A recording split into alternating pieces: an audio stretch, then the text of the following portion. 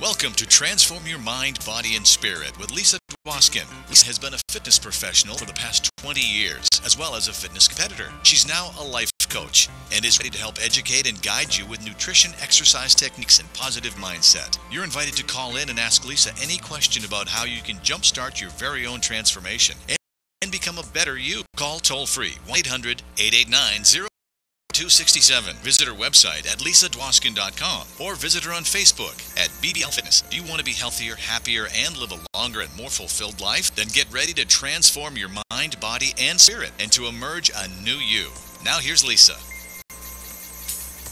Hi, thank you for joining me today on Transform Your Mind, Body, Spirit. We have a good, fun, new announcement. Go ahead, Freddie. Well, you want me to announce we are doing the Lisa Dwoskin production. Right. You know, it's funny because Lisa contributes to Two Boys from Brooklyn during the week, and she's putting stars and different people that have come to the fray, you know. Dwayne, The Rock Johnson, Rocky Sr., LT, Inner Circle. Inner Circle, all these people. So we decided to make Lisa, I didn't know what to call it, so we made it Lisa Dwoskin Productions. So congratulations on thank you. Another episode. Now I'm a producer too, a life coach, a personal trainer, published author, now a producer. How's the book coming along? It's done, completely done. I'm so happy. My second book on spiritual love, completely done. We had probably 10 rounds of edits going back and forth. It's completely done. You know, it's really funny. You did a show last week with your ex and an attorney, Erica. Right. And ever since you introduced me to Erica, I got a client for her. She's going to call me tomorrow. Wow. We put her on various shows at another station. Oh, not awesome. this one. And we're going to have her come on Two Boys from Brooklyn. She has a very good sense of humor. I'm so happy. Yeah, and again, that's great. all attributed to Lisa Dwoskin Productions. Lisa, right. Easy going, right? You're funny. So anyway, I want to just start the show off with thanking everybody for listening and being part of my transformation. Not only my own transformation, but helping everybody transform their lives. So, Freddie, you know how you turn on the news and do you ever hear positive news? No, that's why it's called the news. Right, it's always negative. You read about negativity, you hear about negativity. So my new mission is to, maybe we could do this together, Freddie. We're going to start a news station with only positive news. Wouldn't that be great? It's going to be the positive Station Network. No, but seriously. So it's only going to be good news. Only good news. You're going to read about millionaires, billionaires giving away their money to help the needy. Boy, this is going to be a real short segment. Did you ever see that reality show? That gives away money? The millionaires, and they always gave back, like, to the homeless people. I forgot. Connecticut. What was the name of that? What about the show where the guy goes undercover boss? Undercover boss, yeah? Anybody? No. Undercover boss. He goes in as the boss of his company, and he finds out. Yes. And he finds out all the trauma in his company, and he gives away money. Right, Not millions, but they give away money. There was a show where you give away money, or you kind of go. Maybe it was that, or it's like an undercover thing. So this is a transformation theme. I like that. But it's serious. We need. Maybe we do a little reality on this stuff. For sure. Okay. So Lisa Dwoskin Productions will put it together. Absolutely. No, but really, getting back to the people.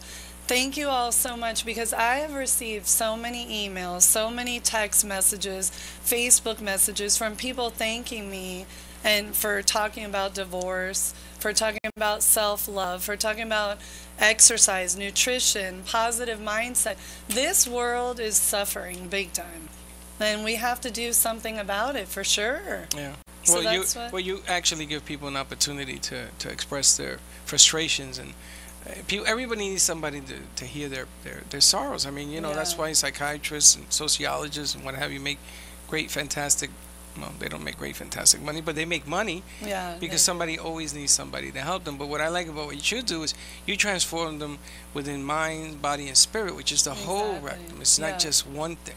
You know? You could tell somebody, go work out, and look like Superman, but if they don't have it upstairs between the ears. No, and that's everything. You have to just really center yourself, ground yourself, meditate, journal, do anything you can, because you can look beautiful on the outside, and in the inside you're dying. And every single day I'm talking to so many people that are just really hurting and devastated and depressed, and they don't know how to help themselves to become happier or help fix themselves, kind of. Right. So I definitely am so happy to have this show to help you guys. Call in 800-889-0267. Call me, tell me your sorrows, your problems. I'll try to help you. No, but really, it's all about... Share your sorrow? Yeah, it's true. Or share your happiness, because it's going to be the happy network. Choose happiness. That's my motto for life. Choose happiness. Choose to watch something that feeds your mind with positivity. That's what you do. Shut off the news. Yeah. This show right here is all about how to live a happier life, how to be healthier, how to eat good, to exercise, to think well. That's what you have to do. So this little show is going to turn into a news station, a news, or Lisa Dwoskin Productions going to start that. I like that. Good idea. With Freddie on amp2.tv. For those of you who are watching the show today, lisadwoskin.com. The link is something wrong, I think, with the link. It's down. So go to amp2.tv. That's correct. And you can watch it on there. So. And what's the calling number again? 800-889-0267. That's good. So people give can us, call in and tell us your story. Yeah, and tell me your story, and I'll help you. And definitely, and I can say 100% without a doubt, I will say something to anybody who calls me that will help you in some way, in some little form in your life to transform yourself. Because it's putting one foot in front of the other, one step at a time. Little teeny weeny changes that you make are going to make your whole life transform. Are you giving away anything today if they call? Oh, yeah, the 100th caller. The 100th caller. 100th caller is going to that phone better start ringing. And Connecticut, you better bring out the clicker. Let's say the 10th caller. Oh, okay. Take off a 0. 10th caller gets a signed autograph poster of me. There you go. In a nice blue bikini. But it's funny because you're a social media maven, and everybody loves what you do on social media. Yeah. I mean, everybody that I talk to says, hey, that lady Lisa. I got producers in New York, Frankie, call me and says, is she single? I said, what is it? Oh, gosh. She's not matchmakerlover.com. I know. Transformation.com. There's a fine line there because with the social media, I have so many different opinions. Like my father, my mother, they're like, why do you have to post the pictures of you in a bikini? Well, hello, I teach fitness. I'm a fitness model. I'm all about transforming the mind, body, spirit. I worked hard for my body, so it's part of my job. That's what you do. It's what I do. And when you'll be 56 and you can't do it no more, then it'll be a different picture. 66, I think. Well, with you, maybe 86. It's true, though. But the truth is, the more I post on social media, so many doors are opening up for me. A fashion show, huge fashion show. You're doing a shoot, too, right? A shoot, and he's calling in today at the end of the show. Victor Vega from, how do I say it? Franovic. Yay, Franovic Designs. Right. He'll be calling in talking about my photo shoot and about his design. So. And where are they going to put those pictures? Do you know yet? The pictures he's going to take? Yeah. Well, I'm going to definitely use it. Well, you're going to use it, but is he going to put it in a magazine or something? Maybe. I'm sure, without a doubt, it's going to open many doors for my career in the print world and the fashion world. Right. Because I get hired a lot for jobs with fitness, and if I look good in a bikini, I'm sure I'm going to look good in a gown, right? That's right. And that's what makes sense. Yeah. You know, sometimes the easiest idea, you make it happen. It's those that make it happen. Everybody says, oh, why don't I think of that? Why don't I think of that? I mean, even in my business, you know, I see simple ideas. But now, the difference between you and I is that we do them. Oh, for We don't sure. say we're going to do them. We do them. But you know why we do them? And for you guys listening, this is very important. Don't just say you're going to do something without believing in your heart and in your soul that it will come to fruition. That's right. And it will. Believe it, feel it, live it, and just do it and make it happen. That's right. And you've even taught me that lesson, and Linda, who's sitting here in the booth with us, taught me that lesson, because sometimes I'll lose a deal and a bigger deal comes along. It's so true. And that, right. That's what it's all about. And I'm always telling you, because you felt bad. I think one of the deals fell through that you put together for me. One of like 20 that you've done. And by the way, if you need a good producer, here we go. Freddie. This is your show, honey. Let's keep it there. Take it easy. But anyway, so what? I just lost my train of thought looking for the call. Oh, so then I'll tell you all the time, listen, don't worry about it. If it's meant to be, it'll be. If it's not meant to be, it won't. And when one door closes, another one opens, and it's 10 times more beautiful. Yeah, but you make it look easy. That's the only difference. But you know, because I believe in myself, and I think people around me believe in me, I have some kind of energy going on that attracts people and makes them feel better when they're around me. And it's 111, make a wish. There you go. There you go. 111. All right, we got our first caller on the phone. Before we get to this call, I just want to thank my sponsors. OG Gems, which are my 2 beautiful bracelets. Still waiting for my Buddha. I know. She's working on it. I'm just letting you know. I'm working on it too. But anyway, these gems, you're going to hear a commercial about it later. Spiritual healing gems that really, really change your mood, help your spirit. And if you order from them at www.oggems.com, say Lisa, and you're going to get an extra 15% off. Really? Yeah, isn't that great? That's cool. Yeah, so go ahead and take a look at that. And my other sponsor is Soul from Rain International. If you want to feel better, healthier, they're great products. soulisreal.com is my website. You can order the products from there. And it's anything you want to know about nutrition, get on that website. And if you need my help, lisadwoskin.com, lisadwoskin.com. And I also have a monthly newsletter that's free with all the information you need about exercise, nutrition, positive mindset. And the last sponsor that I want to thank is Children's Medical Safety Research Institute.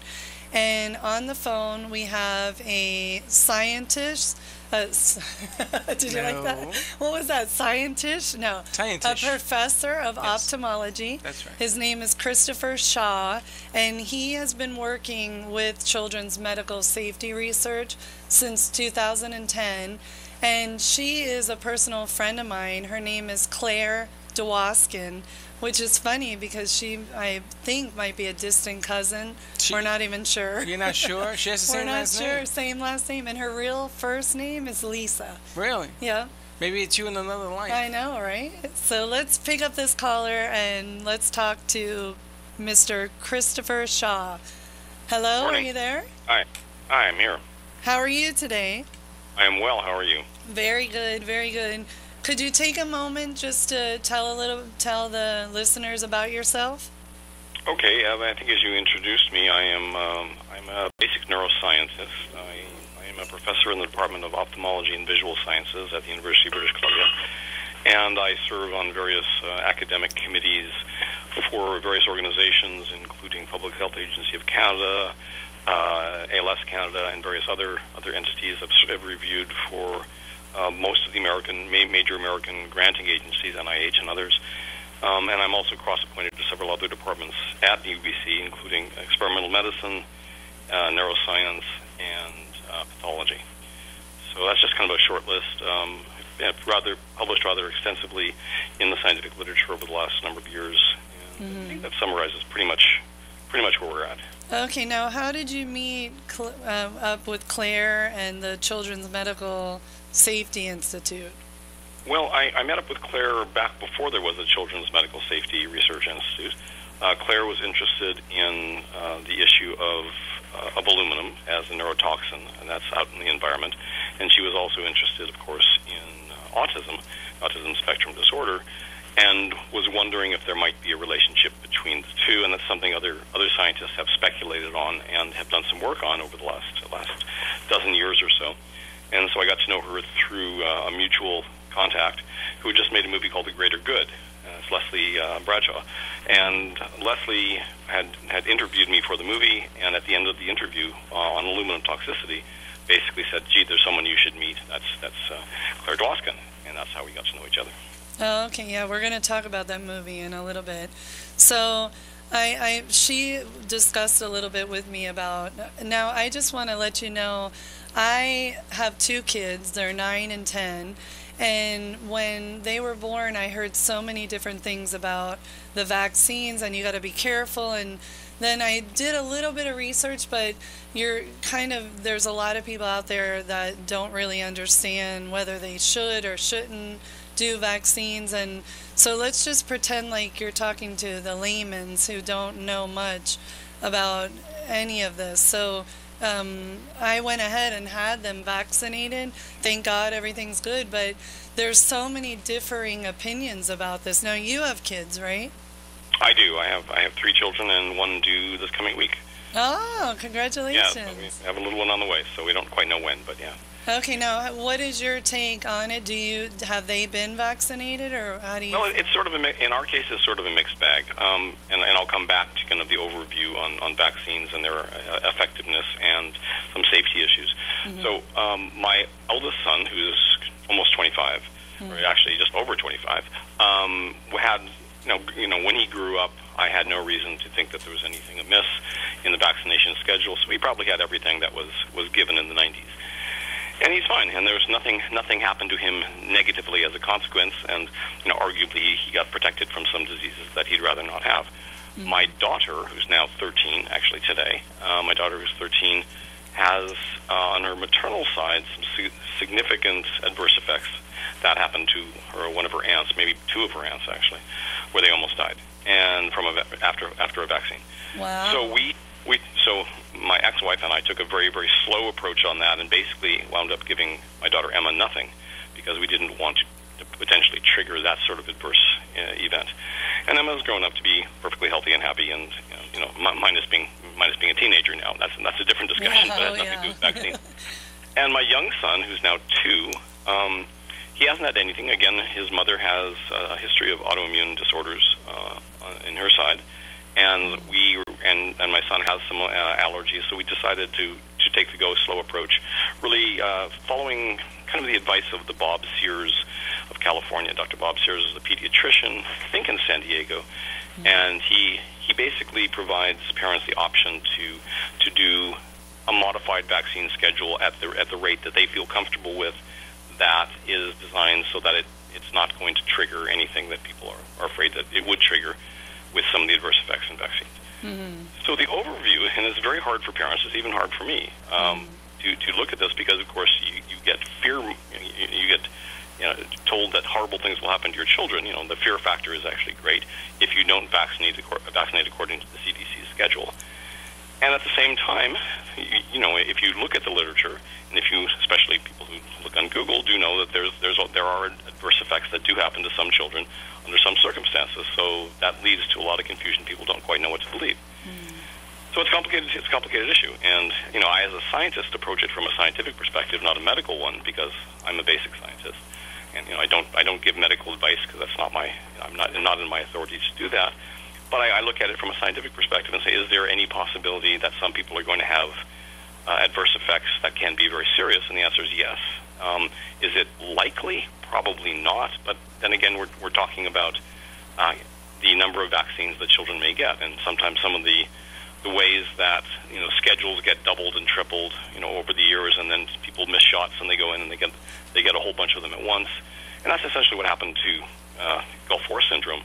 The soldiers who were deployed in the first Gulf War, they got a lot of shots in a very short period of time. Yeah. And this comes back to the issue of what's in vaccines, and that was my next question. That you broke what's in some vaccines, ground. in some cases, is aluminum, and aluminum is a very toxic compound. And the argument that is made by the CDC and others is that, well, aluminum is in shots is in very, very tiny amounts, which is true. and that such a tiny amount can't really harm you because you're going to get more aluminum in a cup of tea than you would in your shot, and that's probably true too. What's not true is to confuse the routes of administration. So when you inject it, something very different happens to the aluminum at the injection site compared to if you drink it and it goes into your circulation and gets excreted. So it doesn't happen with injected vaccine aluminum in the same way. So some people will accumulate it. They'll accumulate the aluminum. It'll go into various parts of their body, including bone and brain. And when it goes into your brain, it's going to be doing essentially bad things. And the reason for that is because aluminum has no role on Earth in any biochemistry on Earth in anything beneficial. In fact, for most of geological history, animals and plants on Earth were not exposed to aluminum because it tends to be very tightly bound up in the chemistry of other compounds. It's only since we started refining it, really in the last 200 years, that aluminum became a very common element in our world. And it is a fabulous metal, make no mistake. It's a wonderful thing to make airplanes and boats out of. Right. You just don't want it in your body because it has no biological role on this Earth. Maybe on other planets it does, but not on this one. Okay. So, and no one has identified any essential role for it. In fact, they haven't identified any kind of role for it. That's beneficial. Okay, I just have to interrupt you. I'm sorry. I want to talk a little bit more about the aluminum with autism and why some scientists are for it, why they're against it. But we got to take a commercial break, but we'll be right back with you, okay? Sure. Thank you.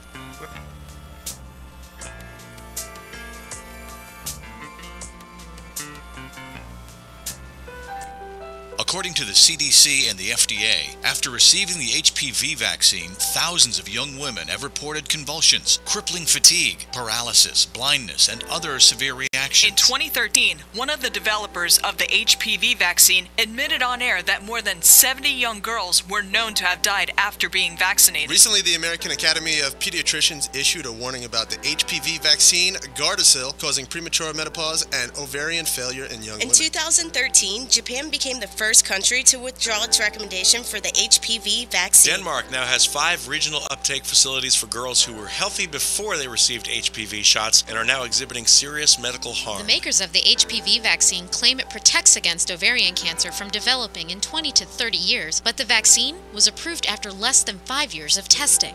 It's okay to ask questions about vaccine safety. Learn more at cmsri.org, paid for by the Children's Medical Safety Research Institute.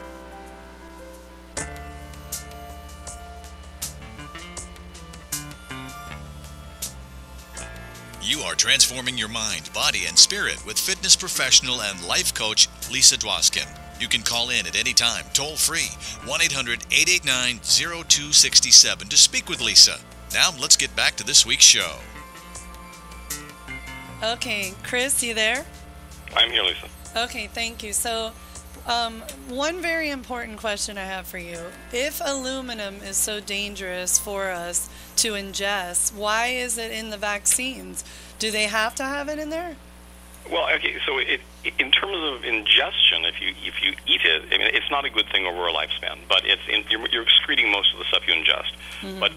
But in vaccines, we now understand a lot of how it works and the pathway it takes once it gets injected.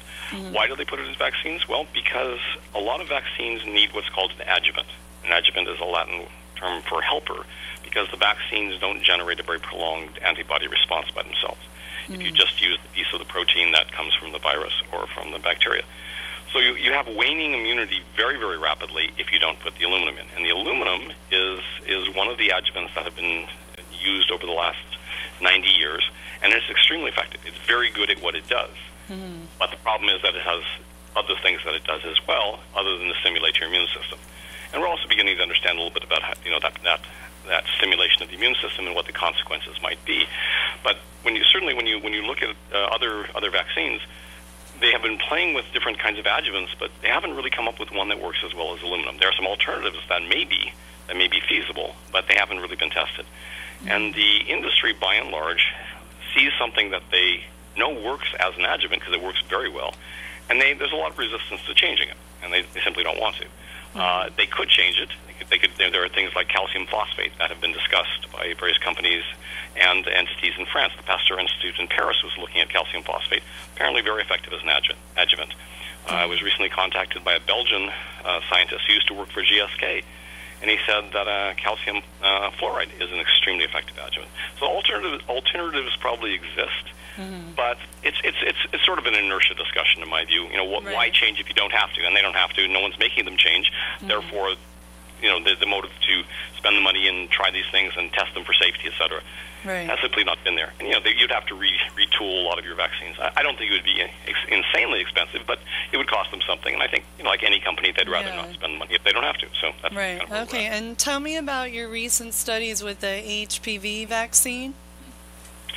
Well, with HPV, I heard the intro that was going on, during your commercial break. HPV is, as you know, a vaccine, two kinds. One of them is Gardasil, one of them is Ciprix, designed to prevent the infections caused by a series of HPV viruses that, in some cases, are associated with cervical cancer that may develop 20, 30, 40 years after the infection. Most of the infections clear spontaneously. These vaccines, we've looked at them from several perspectives. One is a couple of case studies that we did looking at the neuroanatomy and cellular anatomy of several young women who had died following the vaccine. We don't for sure know that that's what the cause of death was, but the timing was that they got the vaccine, they became ill, they got another vaccine, and then they passed away. Wow. Now, so what we've seen, but I mean, there's actually quite a lot of literature on this now that's beginning to emerge, mostly in case reports, coming out in ones and twos and threes and things. Okay, so if something like that happens more than once or even once, what is being done about it? I mean, well, the CDC and of course Merck, the manufacturer of Gardasil, claim these are only coincidences, and therefore there's no causal relationship between what happened to the young women and the vaccine itself. And to be fair to them, it's true. It is hard to make a direct correlation because you can make the correlation, but it's very hard to make assign causality because the events don't happen instantly. So in other words, you're not going to die the same day you get the vaccine. Okay, it's going to the effects that happen in the various organ systems and in your brain take sometimes weeks, sometimes months to actually manifest themselves. And so, therefore, these other entities, the CDC and Merck, and other governmental agencies say, well, there's no relationship. The only thing that's going to happen is you're going to have a sore arm and maybe you're going to faint, but those things will pass, and everything else is fine. Now, but they're ignoring that some of these things that seem to happen with the autoimmune reactions that seem to be part of the adverse effects that many people experience with some vaccines, and Gardasil or HPV vaccines seem to be particularly prominent in the adverse effects. Now, Christopher, these vaccines that you're talking about, has this been the same types of vaccinations that have been around since, I don't know, when did they start doing vaccinations? In the 50s? Well, they started doing vaccinations a couple hundred years ago against things like smallpox. Right. But a lot of things, the vaccine schedule has changed dramatically in the last even 20, 30, 40 years. So when I was a kid, I think maybe I got 6, 7 vaccines, growing up. My son maybe got 10, and he's 25. But in the last few years, it's exploded. So I think children today get something 64 individual shots of 40 different things. All at once? No, certainly not all at once. Okay. But one does hear anecdotal stories. I mean, there's a schedule that at certain ages you will get different things. Okay. And so within the first couple months of life, you will get half a dozen things, and then as you get older into your teenage years, you'll get other things. And with some kind of periodicity. And in many of them, you have to have boosters. So you have to have more than one. Yeah. You'll go back for the MMR vaccine needs a booster. The pertussis vaccine needs a booster, and the HPV does too. You actually there's a three vaccine dose that you get over the span of about 6 months. Gotcha. The HPV. Now, is there any correlation with the age of the kids having the shots? Like, the autism is usually found younger in life, right? Yeah, no, I don't know of any literature that the children or the young adults who get the HPV vaccine are in the age range. They're trying to push it down into kids, but the youngest, as far as I know, is about 9 or 10, and they're pushing it. The original schedule was from 9-year-olds till 26-year-olds, and now they've tried to expand it into the adult population. Now, what about the vaccines? They get vaccines like at 18 years old too, right? Kids? Yeah. Well, the kids do, yeah. And the HPV vaccine would be a prime example for young women of getting it at about that age. Oh, okay. But I don't know of any cases where people have regressed into any sort of autistic outcomes following the HPV vaccine. But the effects, again, let's be clear. The effects for most people are pretty much, a sore arm and you feel a little woozy for a bit. But a certain fraction of the population, and this is an important thing to note, is that something like about 67% of all the adverse effects in this age group are due to this one vaccine alone, the HPV vaccine. Wow. So a lot of the adverse effects happening in these young women and now in young men or young boys are associated with the HPV vaccine. Okay, now not only in our country, not only in Canada, the United States, but also in countries around the world. No, but there are some countries doing something about it, right? Aren't there certain countries with different rules, or what? There are. The Japanese, as I understand it, have recently withdrawn the recommendation that the shot be given. Okay. Which is, I don't think it stops people from taking it, but I don't think it's an automatic thing now in the vaccine schedule in Japan. Other countries in South America have considered whether or not they want to, and I believe India has as well, whether or not they want to promote the vaccine. Okay, and you've been working with Claire with the Children's Medical Safety Research Institute since 2010? Yes, basically. Now, so we've done several things with them. One of them is the HPV vaccine. The other one is just looking at aluminum in general, in both in human ecological studies and in animal models. And in the past 6 years, what have you accomplished? Is it moving in the right direction? Do you feel that it's going well? Well, I think the studies are going very well. I'm not sure certain groups like the outcomes, but we think the studies are going well. We're getting fairly clear, very clear results, actually. We're seeing negative effects of aluminum injections that can be resolved really down to the genetics level. And we're beginning to understand some of the mechanisms of action of how aluminum might contribute to some of the disorders across the lifespan, but in particular early in age, early in life, such as the things that might trigger developmental disorders such as autism spectrum disorder. So what we've seen in our animal models is basically a outcome that in many ways, and again, there have to recognize there are always caveats to animal models, but what we see looks a lot like if the mice were people, these would be some of the features that one sees in autism. Okay, now the next question is probably going to open up a big can of worms for a lot of people, but what do you think it would take the government to recognize the dangers of aluminum and do something about it? Well, in a country like the United States, where the pharmaceutical lobby is probably the largest lobbying entity on Capitol Hill, I think it would take a lot. Right. Having said that, in France, for example, there have been subcommittees of the French National Assembly that have had recommendations from their scientific advisory boards that have basically recommended pulling all aluminum out of vaccines in France. Oh, wow. And using other alternatives such as calcium phosphate and other things. Now, you can imagine there's been pushback from industry, and so Sanofi Pasteur has basically threatened to pull out of France if that happens. And so it's sort of a status quo at the moment while they're trying to figure out how to deal with that. And I would imagine there would be, the government could certainly say that, but the pushback from the industry would probably be fairly ferocious, I would imagine. Is this because... So, and therefore, that being the United States, I don't think it's going to happen. Is this because of money, or is it because of convenience, or is it because... It sounds like big business. It's certainly money. I mean, vaccines are... you'll hear people say that vaccines aren't very lucrative, but that's not entirely true. They're actually quite lucrative, with a lot more in the pipeline against almost anything you can imagine. So what was fairly, for the pharmaceutical industry, a fairly low-key source of income 20, 30 years ago is not anymore. It's a multi-billion-dollar industry. That's all about money. Yeah, of course. And actually multiple billions. And the last number I heard was about 2010, and I think the pharma made something like $25 billion on vaccines alone. Yeah, of course. So it's not trivial amounts of money. So part of it is funds, and when you can get governments to subsidize it, it's even better. Part of it is, again, that thing I mentioned earlier. It's inertia. I mean, they don't really, I think, want to go do the work because it would cost them money to do it. It would take time to do it. What would they get if they actually got a positive result?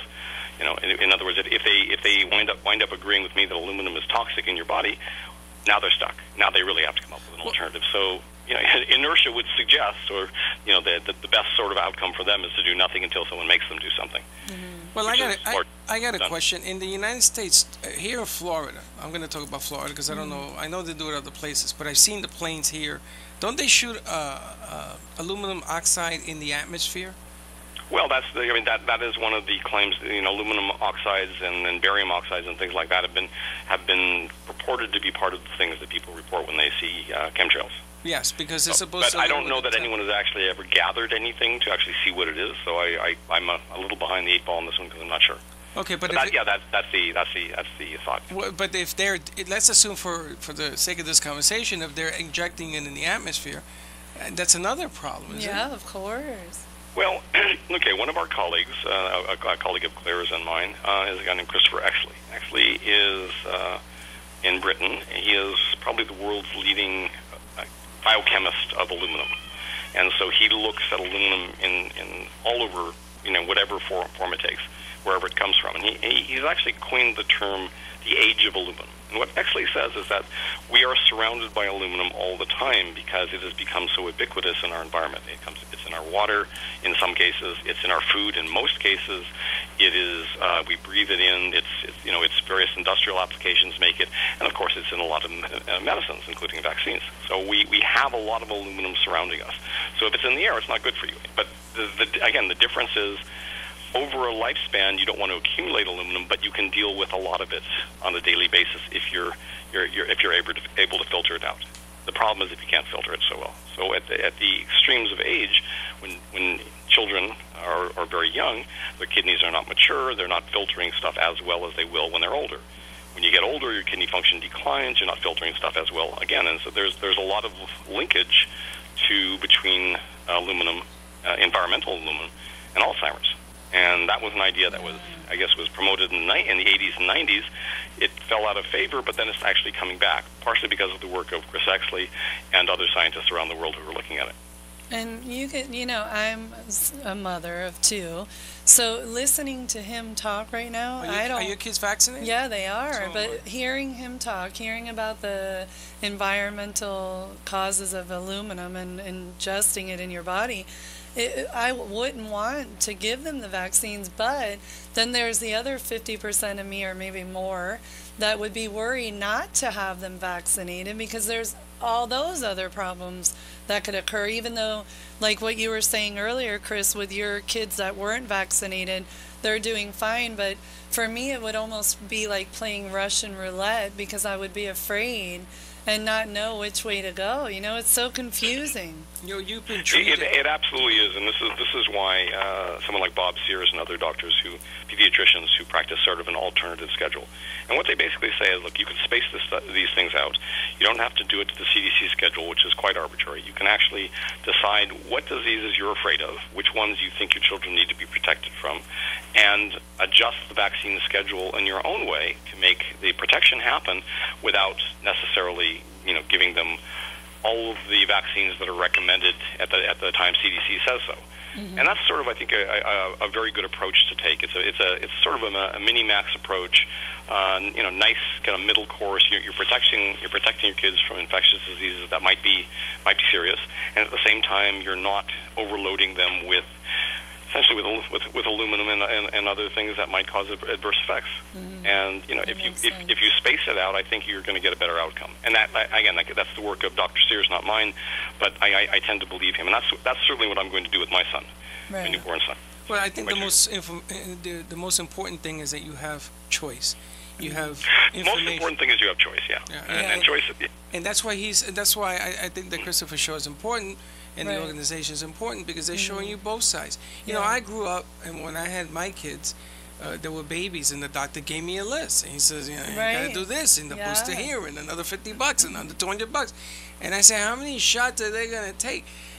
And I never questioned. Right, because I said, he's a doctor, I'm not a doctor. And you believe in that. And then you believe in it. But what Christopher says is completely, you know, he's giving you the information to make choices. Yeah. And that's what I love about what we bring to the air, is that at least you're being informed to make a choice. Exactly. And we're running out of time here, but I really appreciate all the great information you gave us. And would you like to give out some information on websites or anywhere? I know, of course, the Children's Medical Institute of Research, Claire Dwoskin, and then The Greater Good is a movie I was putting on Facebook and Instagram and talking about people could get more education that way. But anything direct with you that people could get some more information? Yeah, there is. We have a website for my laboratory. It's called the Neural Dynamics Research Group, and if you just Google the Neural Dynamics Research Group .ca, you'll come up with us, and you'll see the different things we're involved in. We do all kinds of projects. One of them is, of course, the aluminum issue, but we also, you know, in many ways, we're primarily a Lou Gehrig's disease lab, so we do a lot of stuff with that disease. Okay. So people can certainly see that if they want to. Okay, perfect. And thank you so much for your time and for your research. And happy birthday to your daughter, and congratulations for your new baby on the way. Thanks for all that. It's nice to talk to you both. Thank you. Thank you. We're going to take a commercial break. We'll be right back.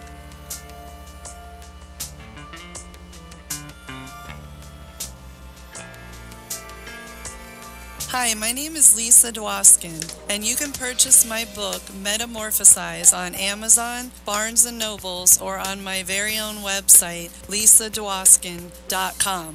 Metamorphosize is about the transformation within, the journey from the caterpillar to a beautiful butterfly. This book is a memoir of my personal journey of becoming spiritually enlightened and emerging into my new true self. In it, I discuss many challenges and losses that I have faced and worked through along the way. Challenges that have helped me to grow into a better person. Life is filled with trials and tribulations. How we handle these challenges molds us into the people that we become. In my book, I also will teach my readers how to help themselves and learn to become healthier and happier. My good friend Rocky Johnson and his son Dwayne "The Rock" Johnson both endorse the back cover of my book. Dwayne states, "All of my life I have been an athlete and believed in the balance of mind, body, and spirit. Without having all three in proper alignment, I would not have achieved what I have in my life. I often speak to everybody about maintaining a positive mindset, eating healthy, exercising, and balancing your life. I feel that Lisa's journey will help awaken the lives of many and inspire others to begin their own transformation. Her book is sensational and very uplifting. Thank you, Dwayne "The Rock" Johnson. So look for my book, Metamorphosize, on Amazon.com, BarnesandNobles.com, or LisaDwoskin.com. Again, that's spelled Lisa, DWOSKIN.com. Here's a shout out to OG Gems LLC. This is a startup jewelry company out of northern New Jersey. The creator of OG Gems is Teresa Giganti, and together with her two daughters, Justine and Teresa Catherine, they've been working on and off for about 10 years building this company. Teresa has always been, by nature, a masterful, intuitive designer and has ventured into many different businesses. Among her many endeavors, Teresa has owned a wholesale clothing business, an upholstery business, as well as a retail home accessory and furniture store while raising 4 children. Teresa's two talented daughters are her partners, and both are certified makeup artists by trade and are involved in all aspects of the business. Their business name, OG Gems, was inspired by their late grandmother, Olympia Giganti. This undertaking has been very inspirational for them. Their tagline is, "Be part of the circle." OG Gems are all natural stones. There are lava beads, carnelian, druzy agate, lapis, solidite, hematite, jasper, African turquoise, onyx, and pyrite, just to name a few. All natural stones have healing properties. They promote health and well-being. OG Gems is unveiling their first line, which is OG Gems bracelets. These are carefully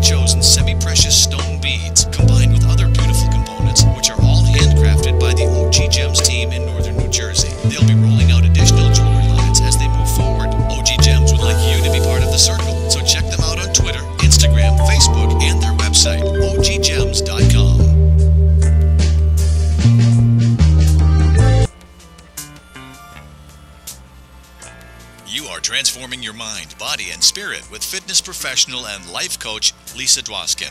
You can call in at any time, toll free, 1-800-889-0267 to speak with Lisa. Now let's get back to this week's show. And we're back, and we have a great caller on the phone right now from Franovic, right? I said it good? You Franovic did. Design. You did. Victor Vega, my love, are you on? I am. How are you? Good. How are you? I'm so excited you're calling. I want you to tell everybody about your fabulous designs and about our photo shoot that we're doing. Yeah, thank you. Yeah, I'm home resting, actually working from my house today, but and it's somewhat of a dreary day, but I get more done when it's dreary than sunny, and I want to go out, right? Exactly, right. More work. Yep, more work. Key. So how are you today? Good, good. So tell me, when did you... Okay, so let me tell the viewers and the listeners that we met, I think, about 7 years ago at University of Miami Hospital with all my surgeries. And if you want to know about them, read my book, Metamorphosize. I think the first one was the heart surgery back in 2008 that you were there helping me because my dad has a foundation there. So Victor, he wines and dines the VIPs. So I guess I'm Everybody, a VIP, actually. Right? Everybody. Right. No, but you're great at what you do. So you and I totally hit it off. And then you were telling me about your designs. Now, you started designing when? Well, Frank and I, my partner in crime and husband, right? We've been together for 20 years, but both of us together, it's been about 25 years in fashion. Mm-hmm. And then I established the company, Franovic, in 2008, and we've been doing this ever since. And the what you design is just gowns, right? So no, everything we do, we specialize in gowns, right? One of a kind, couture, wearable. I call it wearable pieces of art because we recreate whatever. We do what every other designer does. We do it from scratch. But what we like to do is we want to help the environment, and we recreate from either older pieces or family heirlooms or stuff that's basically laying around the house. We create fashions from them, and you will never see a paper dress or a plastic dress from us because that's basically gimmicky, and no one can really wear that outside. If it rains, you're wearing a paper dress. Goodbye. Right. That's not it. So we're going to create something from something that either exists or create some new and create phenomenal fashion. I love it. And I've seen so many beautiful pictures. And now you've done shows, right, in New York and in Miami? We've done too many shows, including New York Fashion Week as well. Mm-hmm. We've been international as well because we've gone to Dominican Republic, we've gone to Puerto Rico, we've gone, oh, Jesus Christ, we went to Panama, we were going to go to Brazil, and they canceled the Brazil Fashion Week last minute, but we were going to go there as well. That's great. Now, if people want to look at your work, give us a couple of websites where they can go. So the main website is franovic.com. So it's FRANOVIK.com. And then once you're on the website, you can also link to my magazine, which is Models and Designers, which is right there. You just link. They're interactional, actually. Okay, perfect. Okay, so let's talk about the most important part, my photo shoot. Sure. No, I'm kidding. I'm so excited that you're setting this up for me. Talk about it a little bit. Get me more excited than I already am. Well, I wanted to do something different. I've seen your pictures, and they're great. And I see you're in activewear, you're in swimsuits. But I want to see, some other stuff. I want to put you in different situations and, do a lot more of the editorials. Because again, with Morphosize and other books coming up, you can't put a picture of yourself in sportswear or a bathing suit on the cover or on the back or inside. So thinking a little ahead, I'm thinking, well, we can do so much more with you and pictures and put you in different settings and pull back your hair and put you in phenomenal design. Yeah, Freddie. I can't wait. Yes. Freddie, you gotta hear this. He calls me up. He said to me, Lisa, can we put your hair up? Can we make it straight, make it curly, do the makeup? I'm like, what do you think I said? You said, let me think about it. I said, you can do whatever you want. I'll do anything beside nude, of course. I said, backless shots, anything like that. And of course, I know he's not going to do that with me. But and he said the only nude there will be is when you're changing. But the good news is he's gay, so it doesn't matter. Correct. No, and then I love you, Victor. With you and with all of my models, I protect my models as well. So I don't want anybody in there because I have to protect their privacy as well. Because some ladies and some of the girls, they have either some features that people don't want to see, and so I protect that. It's only going to be Francisco and I, because we're going to dress you and take you, and then further, and then afterwards, hair and makeup is different. But once you're dressed, right? No, and I'm kidding, but I of course told him anything you want to do. He's a designer. He's a professional. So I know you're going to make me fabulous. Well, I can't wait. And I wanted, I delayed it a little because I wanted the right team. So I wanted the right photographer. I wanted the right hair and makeup people. We're also going to do a video on this. So I have a videographer that's going to be on taking video, and then we're going to create something for Pranovic and for you as well. I'm so excited about it. I can't wait. I feel like a little girl, like Cinderella. You're going to be Cinderella, girl. You're going to be Cinderella. I can't wait. So I have a funny story for you, Freddie. Freddie's the producer here, Vic. So, and I think you've heard of him, right? Absolutely. He's one of the top professional people in the business. How can you not Thank you, Freddie. See, that's great. So anyway, my second surgery, and for those of you who read my book, the second surgery I had was all my organs actually collapsed and started coming out of my body without being gross. I was told by my gynecologist after I had 2 kids not to lift heavy. So I really listened, because then I started competing in bodybuilding and lifted heavier than half of the gym. So you did everything you were Everything supposed to I do. was told not to do, Absolutely. I did. That sounds like you. Now, the men in the gym, in my gym when I owned it, I was lifting heavier than half the men in the gym. So I kept going. I would go see the doctor. He would tell me, Lisa, I'm telling you, your bladder's going down, your uterus is going down, it's going to collapse, and then you're going to have reconstructive surgery. So guess what happened? What happened?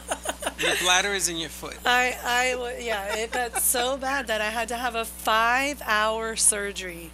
And this surgery is so vascular that there's so much blood, it's like very dangerous. So Victor, you still there? Victor fainted. Victor, you hear us? Yeah. Okay, so here's the funny part. It was crazy. I go into his hospital. He takes care of me. I go in for the surgery. I come out. Now, let me tell you, they gave me in a drip, like of morphine with like a touch of heroin or something. I don't know. It was a very special cocktail. Very special, because it's so painful. And I'm like, I told you, what were we talking about? I'll drink a coffee and I'm sensitive. 2 wines, I'm drunk. So I come out of the surgery. Victor comes to visit me, like, what, an hour after the surgery or what? Mm-hmm. Yeah. Okay, I am still loopy, high as a kite, and I'm like, hey, how are you? He sits down. We have a 3-hour conversation, and I'm perfect, like as if I just got done working out. And Victor's telling me his whole life story. I'm telling him my life story. He's crying. I'm crying. We're laughing. Everything's great. Right, Victor? That's a day-to-day for me. Oh, my God. We had the best talk. So now, listen, he leaves. He comes back the next day. He walks in expecting the same thing. Well, they stopped the drip that night. Right. He comes in the room the next day. I look at him. And I think I was very rude, like, get the hell out of here. Don't talk to me. I'm in so much pain. I think I was with a migraine headache, throwing up. I don't even remember. Do you remember?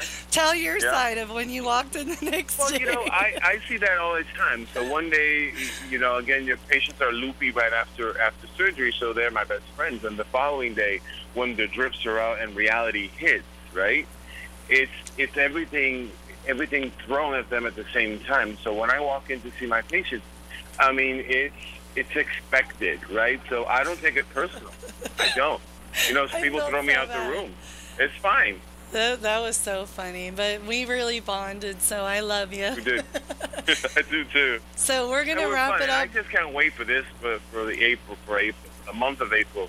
I have several shoots every weekend. For every weekend, I have something booked, so I'm going to be very, very busy. And it's a good thing. I'd like to be busier with maybe more fashion coming out and more orders going up. That would be phenomenal. But no, I'm so excited. Time by time. And it'll be April 16th, right? Correct.